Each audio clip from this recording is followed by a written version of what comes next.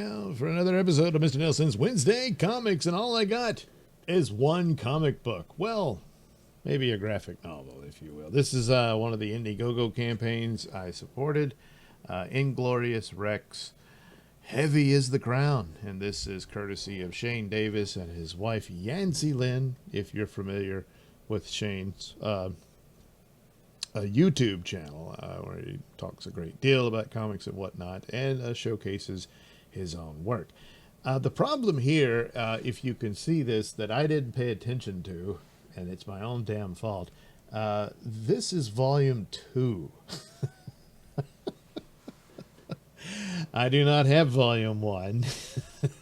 So was a little lost on this, but not entirely, because this, despite being the second volume, does catch you up and explain the world without being sort of an encyclopedia on the world of Inglorious Rex. It does it through the flow of the story and the narrative concerning the main character here, who is a successor to his brother, who apparently in the previous story, well, he didn't survive. Spoiler, and his brother succeeds him in this. So what is this? Well, it's in the distant future where there's these gladiatorial contests of people who are able to control these genetically engineered monsters for the entertainment of the masses, while at the same time developing a fighting force that they may need should the real enemy succeed in breaching their city. And I'll get to the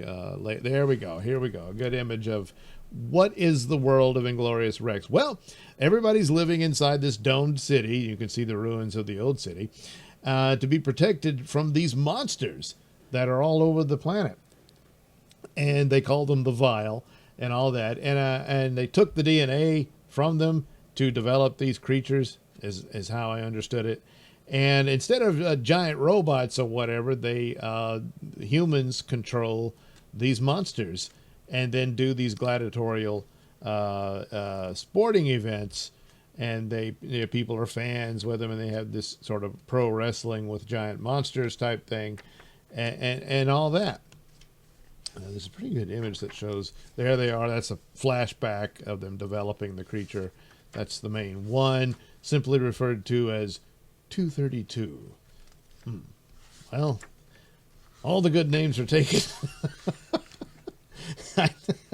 But anyway, that's how that goes. But it's a solid run of the story. As I said, it does a good enough job of explaining the previous story, so you're not lost without understanding what's going on. Here's a good image of just how big the monster is in comparison to the guy that basically drives him, although there's trouble afoot, and a reason why the new driver is not as accepted as the previous one, and all that. And so there's that little secret going on through the story. He gets challenged by an ex-girlfriend. So there's a soap opera mess going on. And then the monsters make their move, and there's that. This guy is a pretty cool character. He's the boss of everything and manipulating all the stuff going on.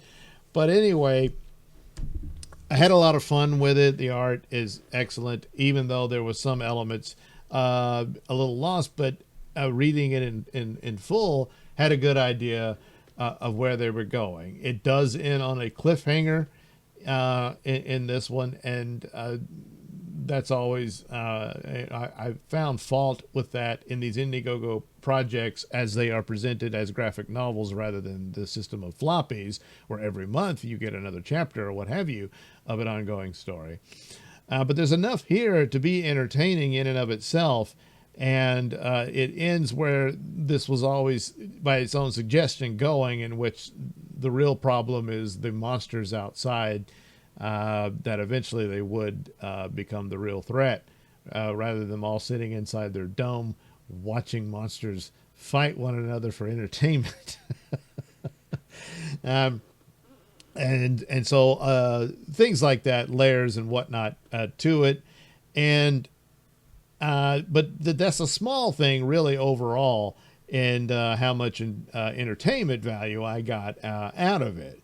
And since this comes not long after I got the Godlike book, as John Malin's effort, and it had a lot of intriguing aspects to it, but it was all like a prologue to something else. And to be as a book unto itself, I didn't think it succeeded quite there.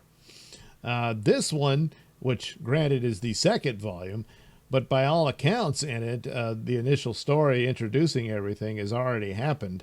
And yet it still is able to explain its world and everything without being like a tour guide brochure. It's within the flow of the story, which works much better. So between the two, I'm much more pleased with Inglorious Rex than I was Godlike. Now, the second volume could turn that around for Godlike, but the problem still remains in the approach to these, I would think, in that if you can, sure, you got your overall ongoing story and whatnot, but try to craft the narratives in a means by which each individual book stands on its own.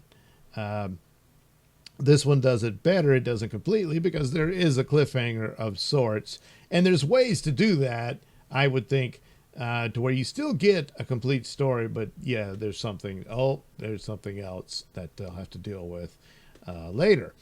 And that's not so much the case here. This is like in a floppy series that's monthly, it would be fine. It's like, oh no, what next? Whereas, well, it's going to be a while before you get to the next book.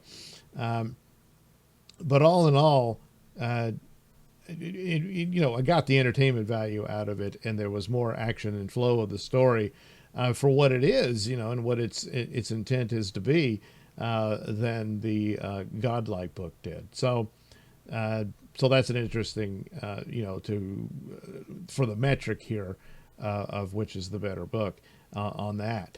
Overall, maybe the Godlike story is much better, but not out the gate as far as a book on its own. So there you go, Inglorious Rex. That's all I got for now. Hope to have other new comics next week. I have been reading other comics, but they're all old. I've been reading Walt Simonson's Orion, and when I've completed that series, I will do a show on that. But just got this one just a couple of days ago and thought, well, this makes for a Wednesday show. And so there it is, Inglorious Rex Volume 2, Monster Martial Arts. Heavy is the crown. And oh, is it heavy in this book? Probably will be heavy in the next one, but hey, that's life. All right, thanks for watching Mr. Nailsin's Wednesday Comics. Stay tuned for next week when we do it again.